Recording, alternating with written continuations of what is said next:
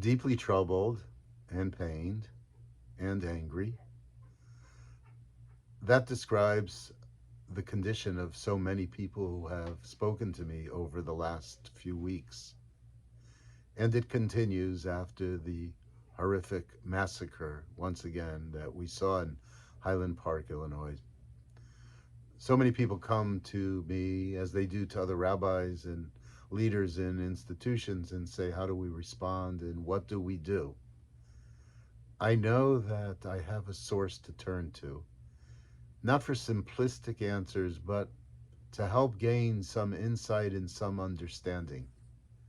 I also know that we come from a people that have struggled terribly and have experienced much tragedy, and we've emerged. When I look at history, I know that there have been other very dark times, and that's true in the history of our country too. In the Torah reading that we're doing this week, there's a very interesting narrative that I believe has something to teach us about these times. I don't want to be cliche-ish, but it did hit me as being very powerful.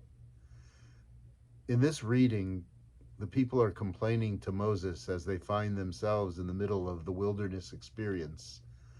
They are romanticizing their past, they're feeling hungry, they're feeling very uncertain about their future. And so they go and they complain to Moses once again. They need water. After all, Miriam, who seemed to have been the source of so much water, in that there was a well that followed her through the wilderness, had just died. Moses is frustrated, and he is told by God to speak to a rock, and from the rock will come water. It's a fantasy, it's a myth from our tradition. Moses is so frustrated that he can't speak to the rock, but rather he strikes it twice with a rod.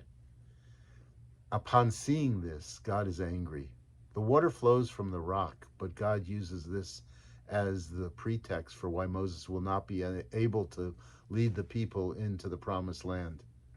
What's the pretext? What's the reason for that? It's because God saw that Moses, A, didn't follow his direction, and B, expressed a great deal of rage and anger. And God saw that was not good for a leader. During these times, I think that we need to be able to express our anger. There is great frustration and there is great pain.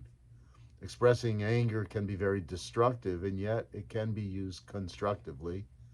It's the wise person that's able to distinguish between the two. But there's a really interesting midrash on this that informs us also. Miriam had died, as I mentioned, and Miriam was the sister of Moses, who actually was responsible for Moses' survival and was a great spiritual support to Moses throughout the journey. Miriam, in spite of difficulties, in spite of the edict by Pharaoh in the beginning of the story, continued to bring hope. She believed that our people would survive.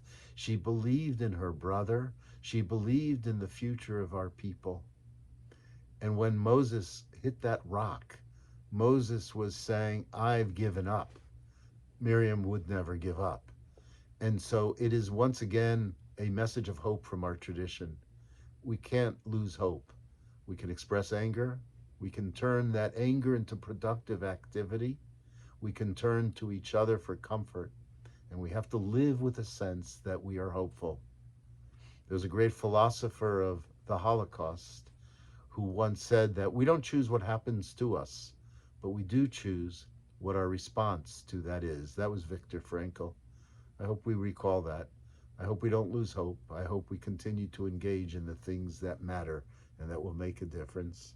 I wish you all Shabbat Shalom.